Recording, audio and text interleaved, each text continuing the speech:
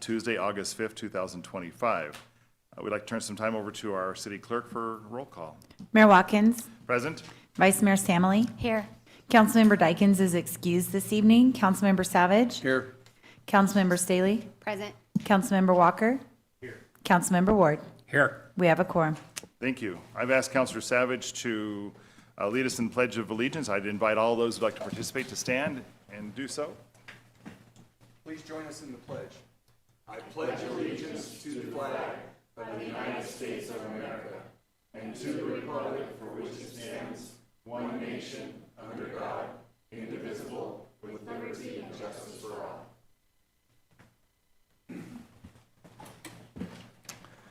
Thank you. Item number 1, the council may go into executive session for legal counsel in accordance with ARS 38-431.03A3 to discuss any agenda item. The following items may be discussed, considered, and decisions made relating thereto. Item number 2 on our agenda, 2A, market feasibility analysis study, final report for a proposed sports, event, or recreation facility. CSL International will present the final findings of the market feasibility study for a potential sports, event, or recreation facility in Kingman. The study includes an analysis of local and regional market conditions, demographic and industry trends, community survey results, stakeholder input, site evaluation, usage projections, and a cost-benefit assessment. CSL will share their recommendations and be available to answer questions from council. And of course, it's council discretion. We'll turn some time over to Bennett Bradley. Good afternoon, Mayor, Vice Mayor, and Council. Really looking forward to this presentation. This has been in the works for probably over a year now, since, and even before then, since we've traveled to San Diego to look at the opportunities that maybe a sports event center or something like this could do to Kingman. And so since then, we went out for an RFP, and CSL was the company that we went with. This was through a grant, if you recall. We were awarded right around $70,000 for this portion of this grant. And so this report is going to be based on industry research, obviously the stakeholder input, which they will go over. We had a lot of stakeholder input through this process. And we actually have Tyler Olthen here with CSL. You've got to see him last month via video, just to kind of give you an update of where we are. We are at the final portion of this report. It is a draft, but we're hoping to present this to council tonight and then answer any questions that you guys might have. So with that, I'd like to invite Tyler up to do the presentation. Tyler? Thank you, Bennett. Welcome, Tyler. Yeah, thank you for having me, Mayor, Vice Mayor, Council. It's an honor to be here in person this time. We're going to bring up some information that is certainly familiar to some of you. I think I covered a few of these slides in the last go-around, but I do want to rehash some of those key findings and then get into some of our main recommendations. And I'm going to go into, let's see if I can do full screen here. If not, we can just go with this. Here we go. Got it. So the feasibility process has been research intensive. It's been a 3 or 4 month process. Mary, you stated it well, everything that we went through, demographic research, industry trends, we looked at your region, we looked at around the country at comparable sports facilities, event facilities, recreation facilities. We compared their demographics with our own. Probably the most important step was our outreach to stakeholders, both in the area and around the region and around the Southwest region, really, to talk about, would you host tournaments here? What kinds of events would come into Kingman? And then our community survey. That was a really, really vital step, and we had a great turnout of over 1,600 respondents. They gave us great input on what do people want in the community, how often would they use some type of facility, and what would maybe be their support if something like this were to be funded by public funds, mix of public-private funds. And we'll get into that toward the end of the slide packet. We kicked off with a site visit And this is just a quick list of all the key issues and opportunities that we talked about with the 30 or so stakeholders over the 2 days. First and foremost, a lot of people expressed we don't have event spaces for our youth sports programs, and we don't have event spaces for meetings, gatherings, civic events for the local area. We don't really have a large enough space to hold these gatherings, and we don't have enough space for youth camps, clinics, or to even accommodate some of our growing indoor sports programming in the basketball and volleyball programs. People also talked about community needs and quality of life.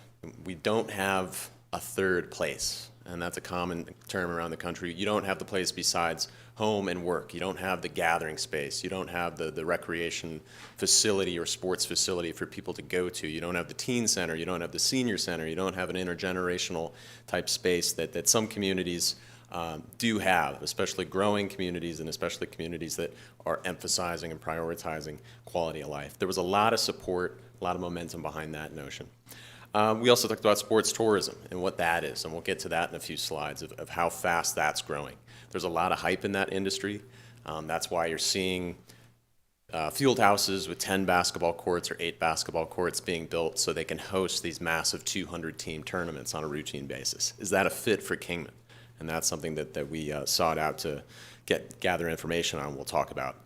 And then we talked about sites and planning, and that was a big part of our visit, was going out to different land options, and that included the fairgrounds, that included areas around Centennial Park, that included the future development over at Kingman Crossing, and looked at the strengths and challenges of those. We'll visit that again toward the end of the slide deck as well. But we'll talk about just some of the local regional conditions. And some of these stats mirrored what we heard in our initial stakeholder meetings. Number one, we are a growing area. We're more than doubling the growth rate historically and going forward compared to the United States. We are still an older population, but we do expect the under 15 age distribution to go up. We do expect younger families to continue to move here. But when we think about economic development, and we think about facilities we need to attract people here, as well as to accommodate our older population, these are some of the topics we covered in our stakeholder meetings. The need for a senior center, the need for a family center to continue to grow our population and suit the needs of the older population that's here. We looked at the tourism base. This is a quick look at some different statistics of cell phone. This is cell phone tracking technology from Placer AI. Who's coming into the market? And we have 400,000 visitors a year. We have a tourism base, but it's very transient. The average visitor length of visit is at 1 to 2 days. That's 53%, or 1 to 2 days. 30% are 3 to 7. One thing we'd aim to do with some kind of facility here is how do we keep people here longer for a weekend tournament or a weekend event? How do we get more people in the 3-day category? How do we get more people with incomes of over $91,000 as visitors? At least people who come to the area to spend money temporarily and also experience the area and look at this as a place where they could live in the future, invest in the future. These are some of the stats that were key to us, and it showed us that we do have a base of people who come and drive through the area, obviously, but how do we keep them here longer? We have a lack of court facilities. These are our only multi-sport court facilities in town.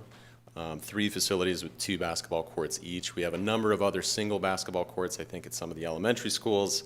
But essentially, each of those schools have their own programming.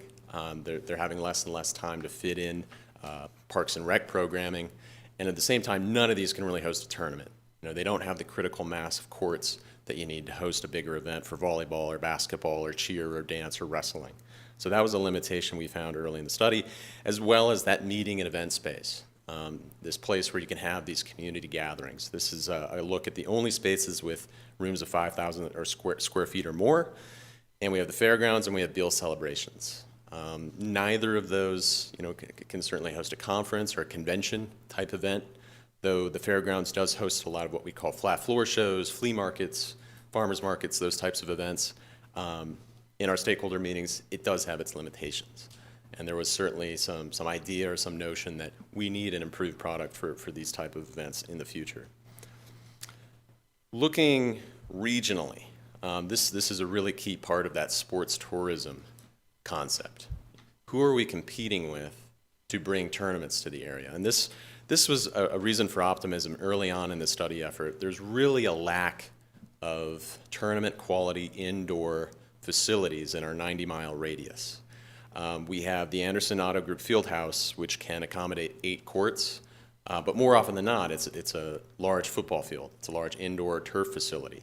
So we are in this quote-unquote desert of indoor sports offerings. And there's a number of maybe 4-court offerings on the smaller side, on the periphery, over in Vegas. There's a number of other 8-court, 19-court offerings.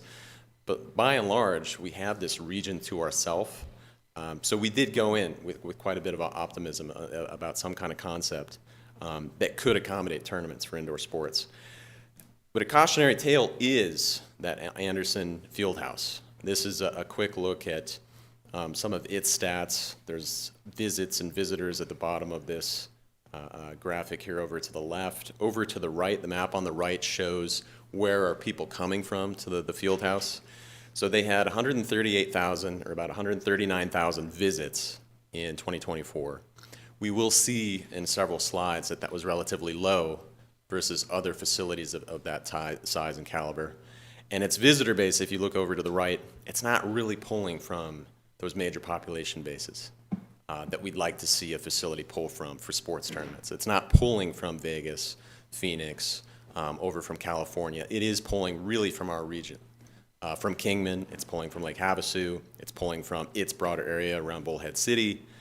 And we will see on this next slide what the calendar looks like. It's peaks and valleys of attendance, these visits. And for the most part, it's not really sports tournaments. It's mainly local programming that's boosting the visits throughout the year. High school football games in the fall.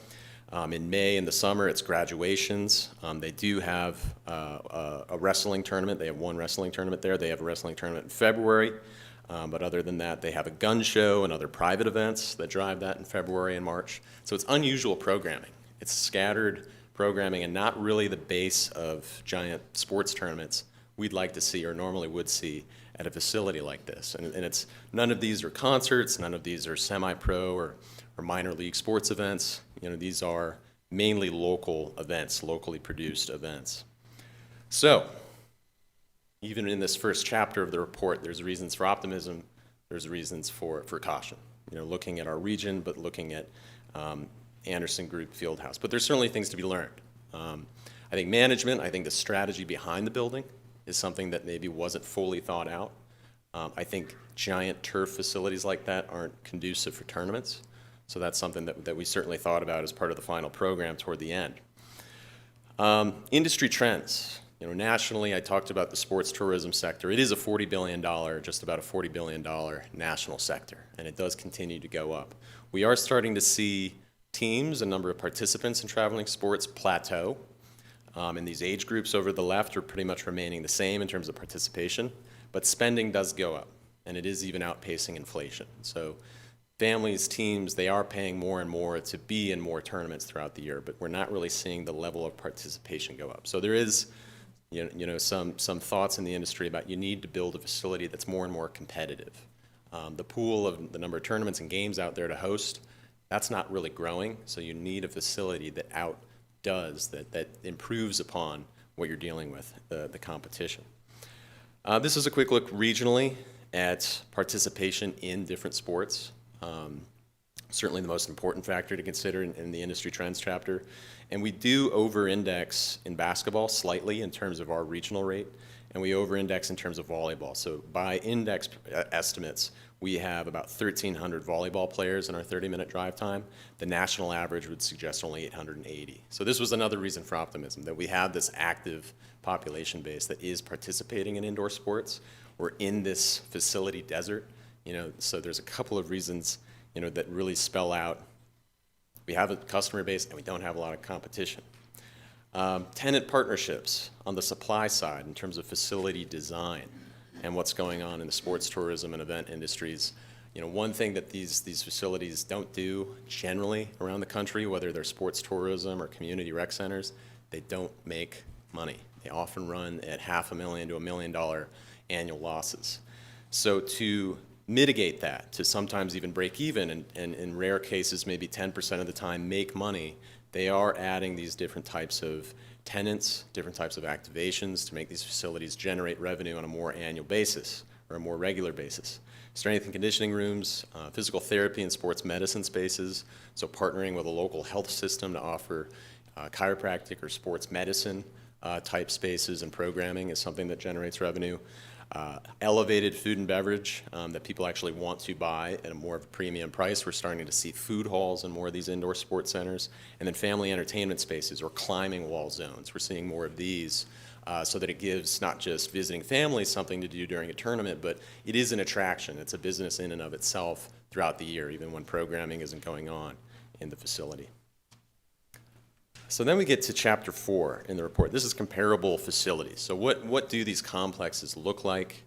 I will say, early on, the title of this report is Sports, Event, Recreation Facilities. There's a mix of each of those in this comp set. We look nationally at facilities ranging from the East Coast to the Midwest to the Western region. And these 16 facilities largely fall along a spectrum, going from the left, which we'll call tournament event facilities. These are often in your leisure markets, popular tourism markets in Myrtle Beach. The UW Sports Factory is actually in Rockford, Illinois. Greensboro Sportsplex in North Carolina. Rocky Top Sports World over in Tennessee. Then over to the right, the far right, you have a number of community recreation centers. And these facilities are smaller in footprint, but they pack more community amenities. They often have pools, indoor or outdoor pools. Whereas the tournament event facilities all the way to the left, they have 6 courts, 8 basketball courts, 10 basketball courts, very, very large footprints, and they're hosting the thousands of people at a time for major events. Then in the middle, you do have a number of these facilities that do both. Maybe there's 6 courts, maybe they are 8 courts, but they also have community amenities, fitness rooms, education spaces, indoor walking tracks, weight rooms, indoor turf spaces. They're activated year-round while still hosting a number of tournaments, and they manage figuring out how to host maybe lesson tournaments during busy, high-demand periods for their local area, and then bringing in tournaments during spring and fall seasons for weekends, but avoiding weekday scheduling so that they can continue to host locals and suit resident needs for 5 of the 7 days out of the week. This is a good graphic, and this certainly informed our usage and attendance estimates of a couple facility options in Kingman. And these are using, again, placer attendance estimates at each of the complexes. And in the blue, you have the percentage or the number of visitors who are within 30 miles, from within 30 miles of the complex, and those that are from outside 30 miles in red. And this defines what I was just talking about on that previous slide. These facilities, even though they look very similar, they're sports, they have gymnasiums, maybe they have some of the same amenities, some of them have very different strategies. Rocky Top Sports World, Myrtle Beach Sports Center, 400, almost 500,000 attendees, and it looks like 70 to 80% of those are from out of town. So they're churning and burning with major large sports tournaments.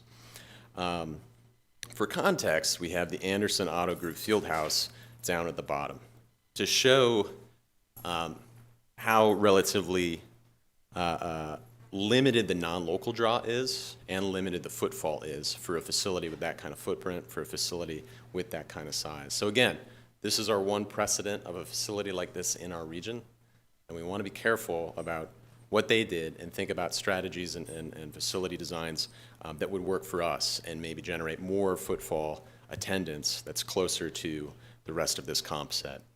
Rocky Mount Event Center, which is kind of at the bottom of, we'll call the upper tier before this drop-off to Greensboro. They have 300,000 visitors a year.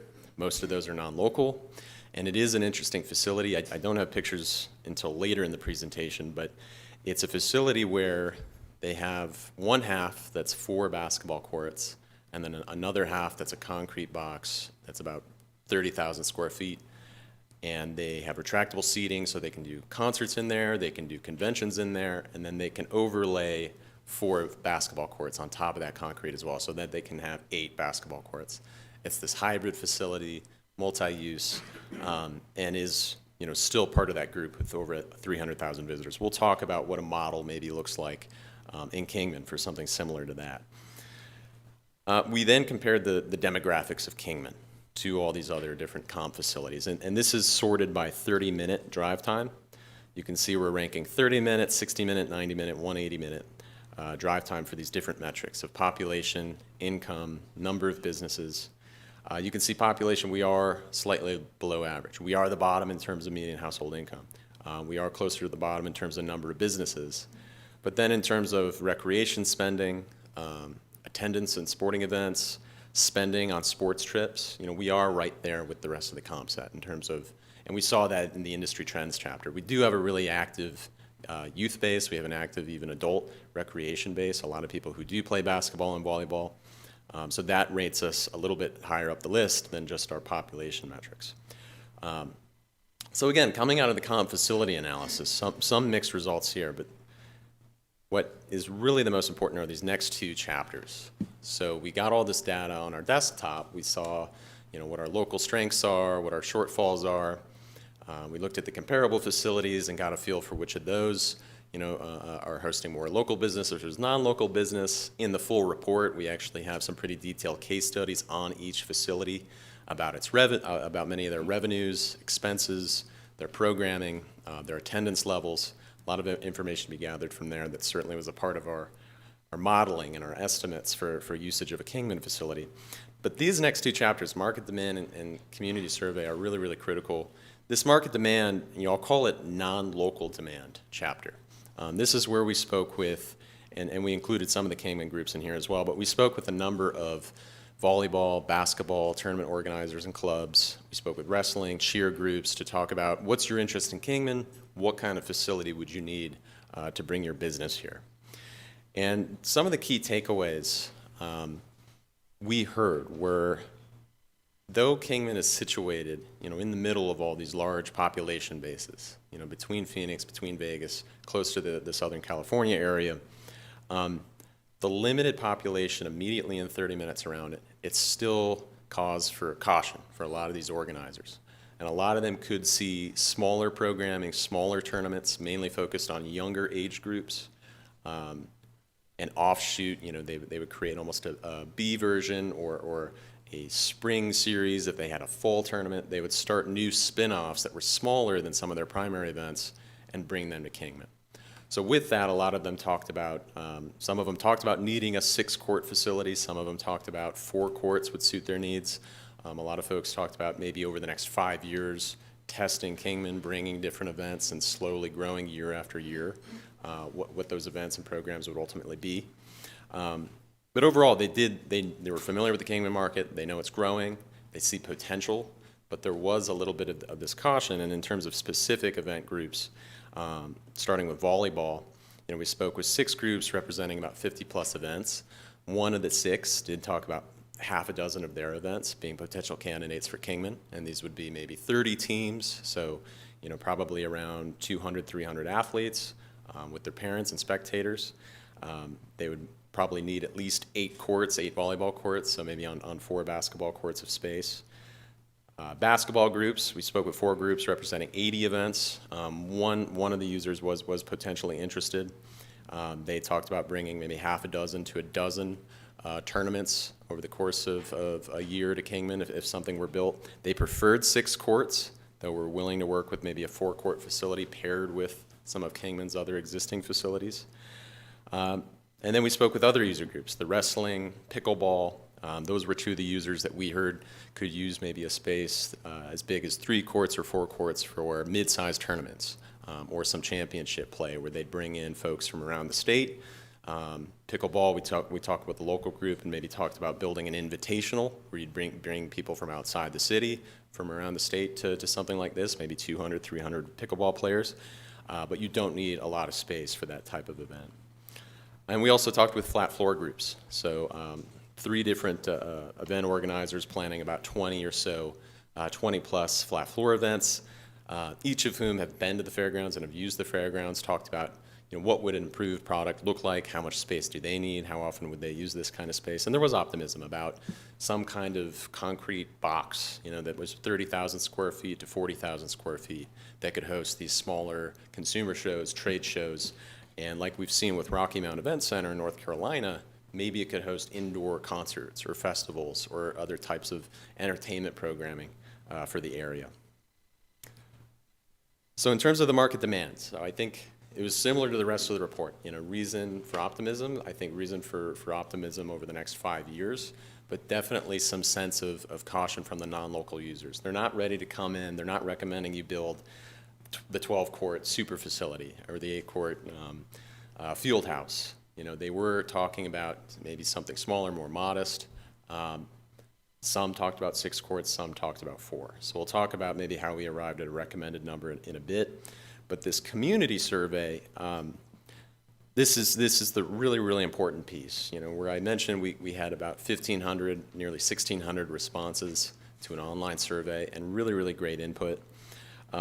We had a website created, and from day one, I think we had around 600, 700 people immediately sign into the website, and ultimately had close to those 1,600 surveys. This is a quick look at the demographic info of respondents, and you'll see that the biggest age group's 35 to 44, but compared with the age group we saw for the demographic area earlier, this does skew a little bit younger. And we did see that in the data. There was a lot of younger families, or maybe more midlife families that were represented in the survey data.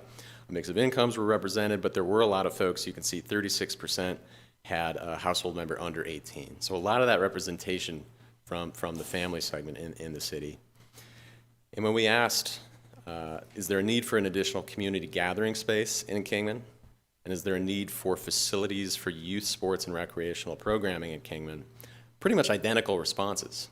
78 and 79% strongly agree that we need something like this that suits both those needs for a third place and for sports, youth, and amateur sports programming. If you add the agree and strongly agree, we're at over 90%. Would agree with that statement. When asked, would you use a community sports event recreation center in Kingman, or how interested are you in using this? 69% said extremely interested, and a total of 86% said at least very interested in using this theFacility. When we asked how often would you use it, this was an interesting response rate. When we've done these surveys in some markets in the past, there's a comment that I'd love to see this for the community, but I wouldn't use it, or our family members wouldn't use it. Maybe we'd go once a month. In this case, 59% said they'd use it at least a few times a week, 14% saying daily, and 45% saying a little bit less than daily. Then we were pretty direct with this question. Would you be willing to pay to use the facility either through a property tax levy and or annual membership fee? So some of these facilities are structured differently in terms of pricing. Some of the comp facilities even have daily admissions, but 41% said they definitely would, 31% probably would. So the 72%, or at least at that probably would level, with 22% saying maybe. So 94% saying at least maybe, considering supporting something like this, either through the annual membership fee or an upfront property tax levy. Then there was this question that certainly helped us define a building program. Between, is this more of a tournament center? Is this something that's built for tourism, or is this something that's built for the community first and foremost? And of course, we've seen from the other comp facilities, there's facilities that do both. But when asked if it's important to have an indoor sports tourism facility in Kingman, 44% said that's extremely important. 64% said it's at least very important. So that's a good number. But then the indoor community recreation center, not surprisingly, 87% say that's at least very important. So that's pretty typical for a survey like this. The resident base is going to support the thing that certainly addresses the community needs. The term community recreation center obviously is going to appeal, but there's also this support for and recognition of maybe the economic benefits of this indoor sports tourism facility product. In the report as well, there's more detail on specific amenities that people would like to see in a facility. And this is a matrix that we made where we asked people up front to score the appeal of these different amenities, and then we basically made them shorten down their list to lists of 3 or 5 must-haves. So that's this, on the vertical axis is their average rating. On the bottom axis is the percent of individuals who had these items on their must-haves. And there was some clear-cut winners in the top right that voted for an indoor playground area, indoor walking track, indoor climbing, bouldering wall, as well as a teen center. So this intergenerational concept is something that certainly is spelled out in this data. A family center. Indoor walking track obviously is probably one of the lowest cost items on here, but you know it sounds simple enough, but very few communities actually have a dedicated indoor walking track. And the climbing bouldering wall is not something that we typically see score this high, but it does align with some of those things we saw in the industry trends with, okay, here's another thing that generates revenue, that generates engagement with the facility, that maybe incentivizes more people to get a membership, to pay for admission, to go and use it. So the bouldering wall is one of those higher program needs. And then in the middle, we have a number of items. Everybody wants a pool in any community that we work in that does add substantial cost. We'll talk about why that was maybe more of a secondary priority as part of the final recommendations. Some of the bottom left items, indoor tennis courts, the senior center concept is on there. Some of these are, as this project advances, not for completely leaving off, and there's a lot of these items. A senior center can very well fit alongside a teen center, but maybe some of these items are for future phases as part of other facility projects or other development projects around the city. And you can see they at least all scored above a 3 in terms of importance in average rating. So all of these items were fairly important by many community members, but those 4 at the top right, are pretty key. And then you'll also see the multi-court wood floor gymnasium is not too far behind. It is just under the leisure pool and water slide concepts as far as those that are closest to that key amenity box.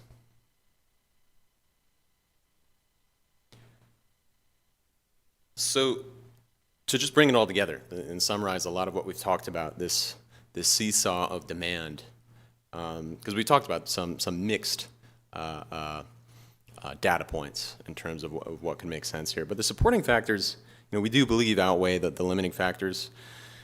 As I mentioned, we have the growing, evolving population base. There is this clear need expressed by so many in those stakeholder meetings for community and recreation amenities, and that was hammered home by the 1,600 respondents to the community survey.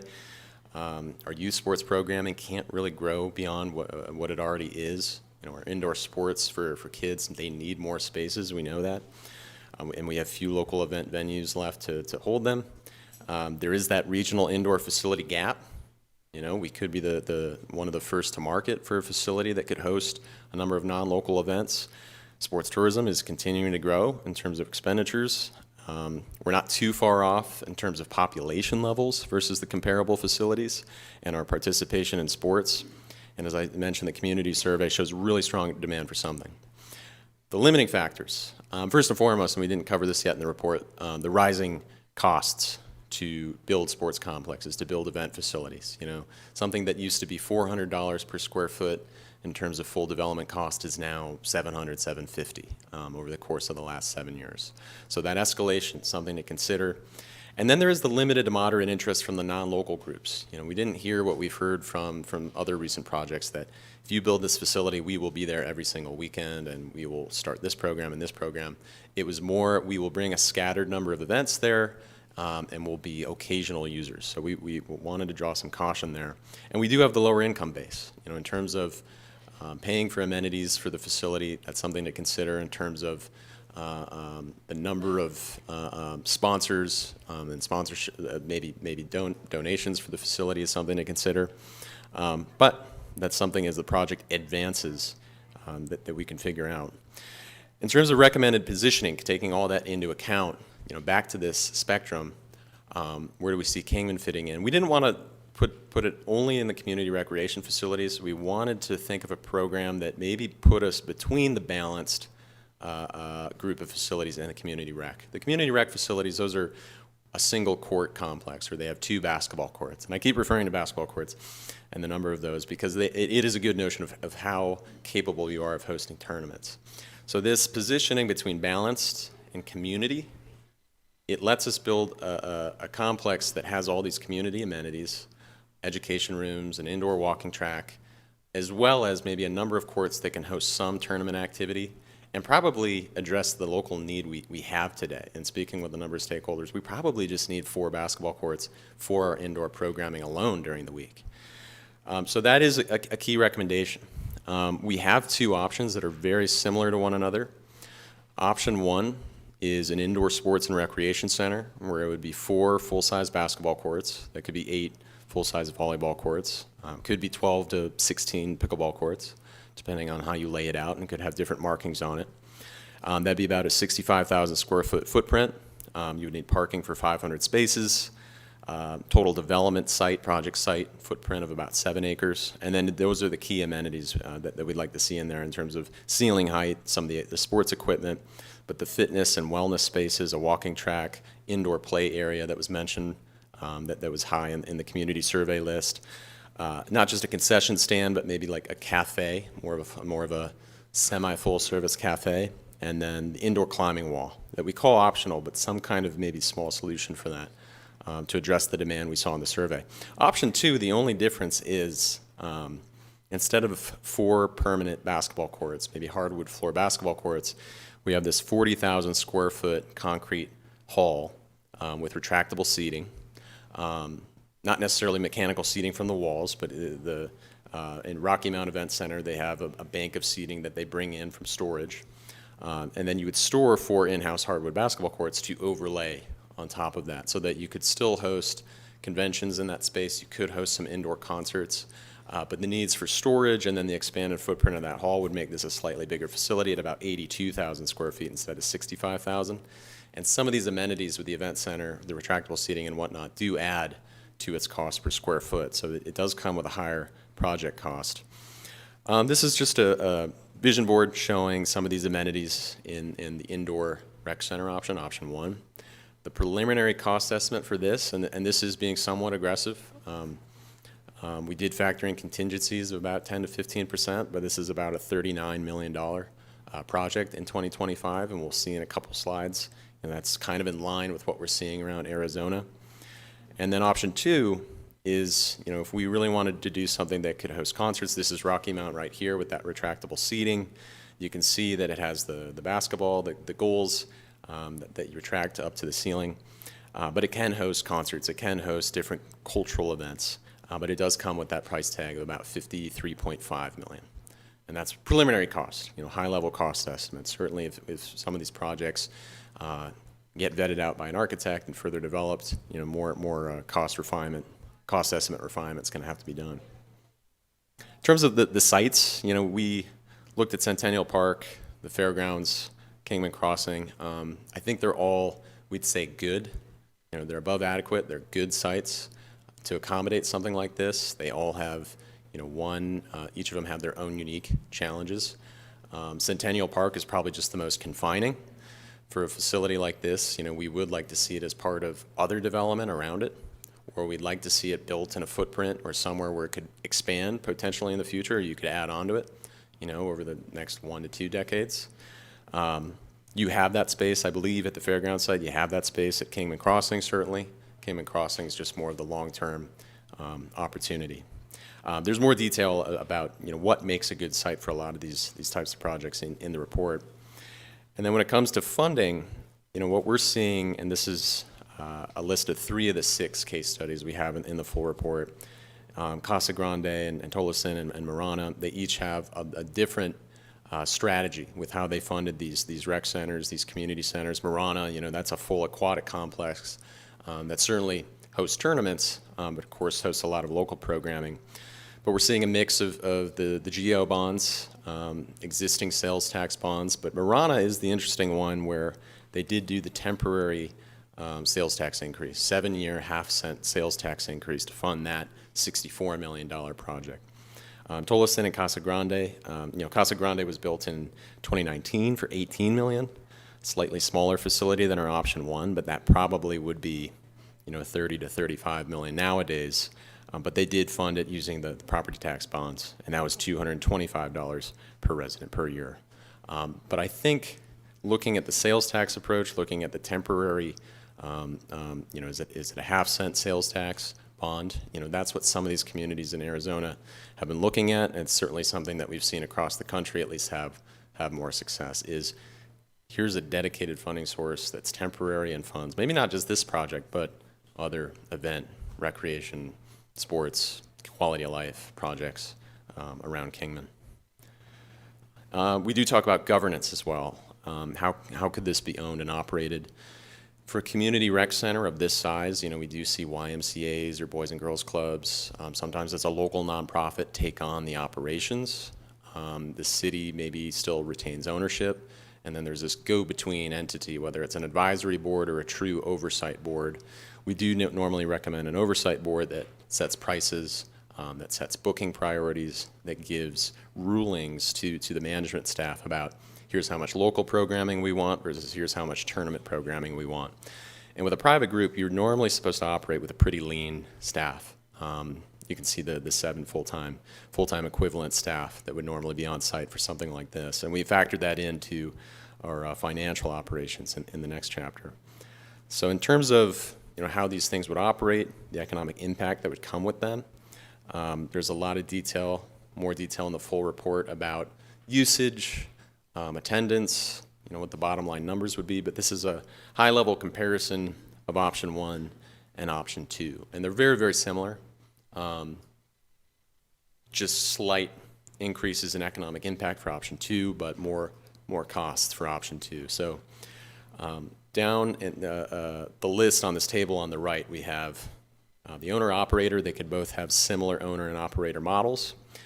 We talked about the development costs. Option 1 comes with a lower cost. Financial operations, and this is a high-level estimate, and we did not assume that we're getting tenant revenue. So this is something that could help close the gap if we did get a sports medicine tenant or we got some kind of family entertainment tenant that might pay $50,000 to $150,000 a year. But this is our kind of cautionary estimate of the end of the day balance, the annual balance, and that would be a $432,000 deficit for option 1 and a more aggressive deficit for option 2 because there's a lot of turnover. You have this multi-use facility. You have to take the seats in and out. There's going to be it's a bigger footprint, so higher cost for utilities and insurance and whatnot.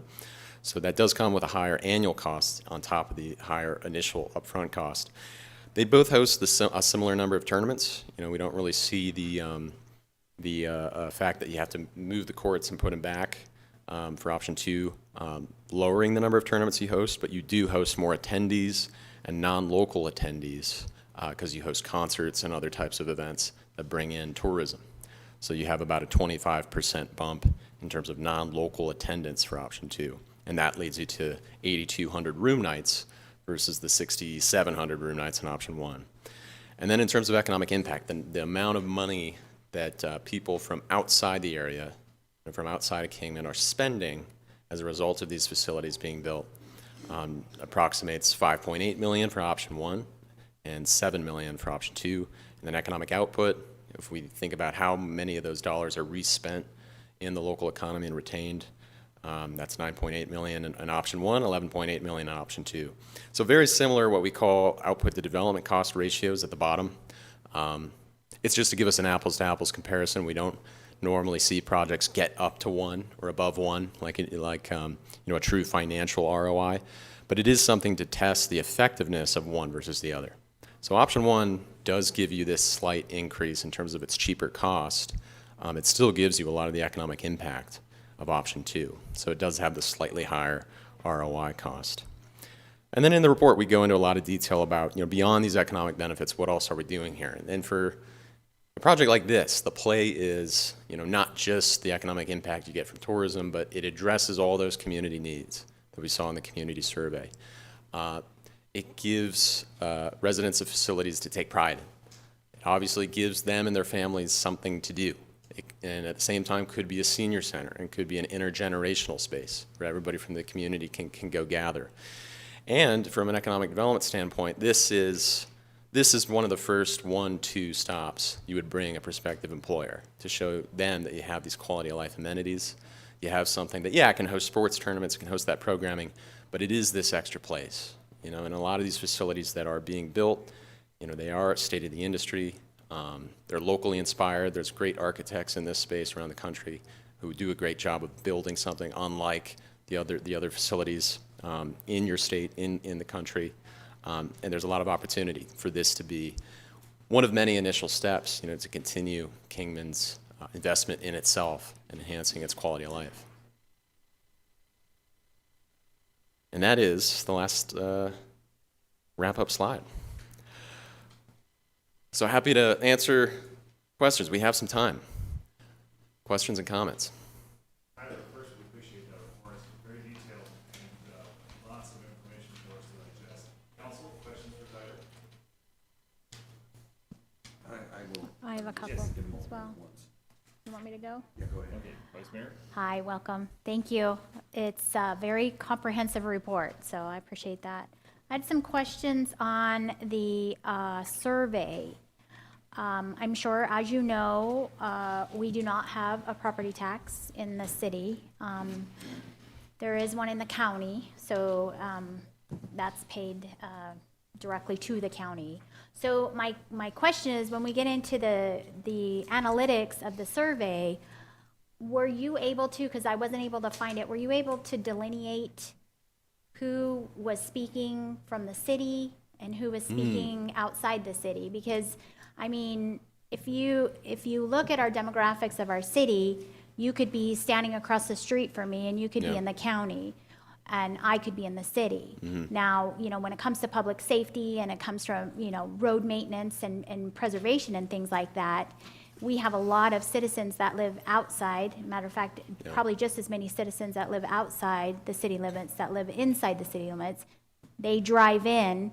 They, you know what I'm saying? So there's no real participation for, other than sales tax, to pay for those, upkeep of our roads. So where I'm going with this is, yes, although people said that, they would pay for it, when we get into things such as property taxes, that would be a primary property tax that I think we could only levy on our citizens within the city limits. So when you look at that has me concerned. I don't know, and I would ask Tina, but you probably will know as well, when we get into geo-bonding, is that more diverse for, residents inside the city, outside the city, or are we still geo-bonding, are we still keeping that in the pool of city? So you can see where I'm going with this, right? I mean, yes, we're gonna have a huge resident population outside of our city limits that will partake in this event rec center.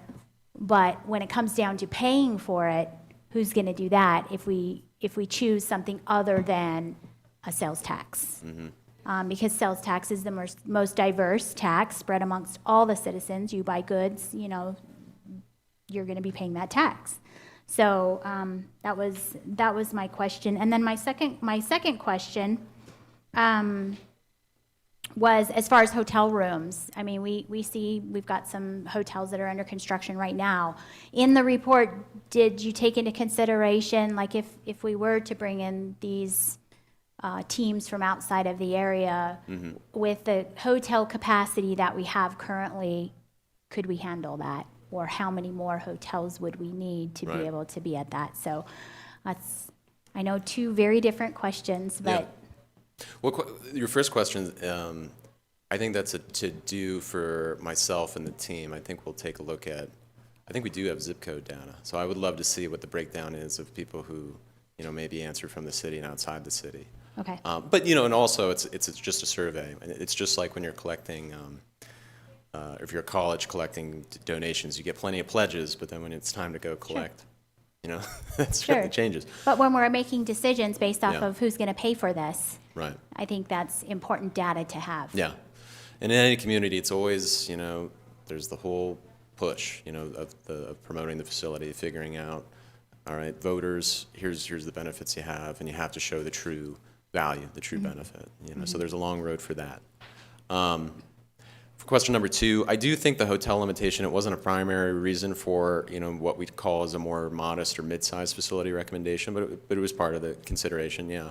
I think you have a higher occupancy for a market your size, but you do have a good base of select service hotels. They aren't picky or choosy in the sports tournament space. There's enough of these hotels with over 100 rooms where you could house a good number of teams. So for our recommendation, for the facility of its size, it should work well. Now, if we recommended something like 16 courts, then the hotel base would be a concern. And then you're not going to build hotels just based off a sports tournament center. You're going to need all sorts of other demand throughout the calendar year from leisure and corporate transient, and we're just not that community yet. So I think the hotel base, works for what this is, and maybe could still accommodate, even if we went as big as 6 courts, I think the hotel base is still in line for that. But Okay. no, that's a good question. All right, and then lastly, I'll just comment, I like the hybrid option. It just lends more towards our population base, the usage. It's more versatile. If we have to go out to a GL bond, I feel like it would resonate with many more citizens if it was a multi-use in a hybrid of sorts. So, one last question, if I may. Did you reach out to organizations like civic organizations that host conferences and things like that to see if that was something that, if it were built? I know you reached out to just a few, I don't know I can't remember what you call them, flat Floor shows, Floor yeah, shows, consumer yeah. shows, yeah. So I'm wondering too, I like the hybrid space for that as well. There's a lot of conferences and things that could be held here that were restricted Yeah. and go to Laughlin or Yeah. other locations. And Rocky Mount in North Carolina, like they host some state conferences, state association conferences. It's not a big portion of their business. We would assume there'd be a little bit of that. Of course, a lot of these groups want an interconnected hotel, like True Hotel Conference Center. But you do get some state associations, plenty of SMERF business, so the social, military, education, religious, fraternal. They'll go to a standalone facility like this, maybe on a monthly basis or every 2-month basis, as long as they have that flat floor and maybe a secondary room for food functions that maybe can fit 100 or a couple hundred people. But a lot of these rec centers have multi-purpose rooms that can kind of fit that bill and act as a ballroom as well. So I think that's something that the multi-purpose option 2, is more suited for. Okay, thank you so much. Great Yeah. presentation. Thank you. Of course. Counselor Savage, we would like to end this meeting at 5 till, just to give us a 5-minute break. So you and Tyler both. Thank you. The city is going to be experience growth either way. Well, one quick question, can you give me some examples of senior centers you've had in other complexes and how that works? Yeah, well, we're talking about 2 right now in Cedar Rapids and Kennewick, but it is a challenge. It's a matter of separate entrances and obviously having not a room that's both a teen center and a senior center, and not a room that's both for sports tournaments to set their equipment up in, and then it blocks it off from entry for the senior groups. So several of the, or at least 2 or 3 of the community rec centers in the report do have some senior-focused amenities, including, aquatic therapy pools, education rooms and education spaces. They do have board game rooms. That's what they're working on in Kennewick, is some of those elements. It can be a challenge, and it's something, if you don't have the right architect, can give you a space that's going to be disruptive for the seniors who use it, that's going to have scheduling challenges for the teens and seniors who try to access it. So it does become, in a lot of these buildings, they become almost, there's one structure, but they're almost a campus in terms of how they're designed. So separate entrances is really key. Sometimes they're stacked, sometimes one's on one level, sometimes one's on the upper level. But it's something to carefully plan out. Okay, second question real quick. Building additions, is it cost effective to add as you grow or be prepared for the growth?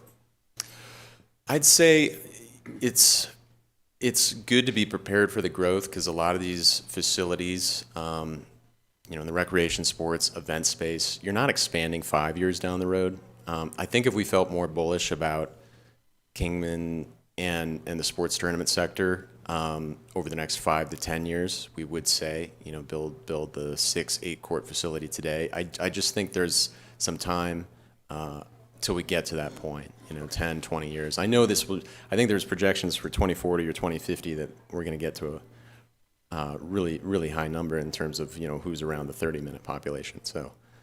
Okay, thank you on that. And then this question can be either answered by Bennett or Mike. Does MCC have a college soccer team now? Are they playing? Perfect, I'm done, thank you. All right. Thank you, Counselor.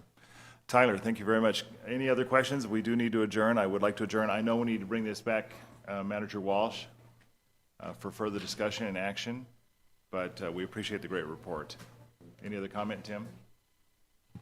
We'll schedule that for another work session. Great. Okay, we are adjourned. Thanks again. Yeah, thank you all.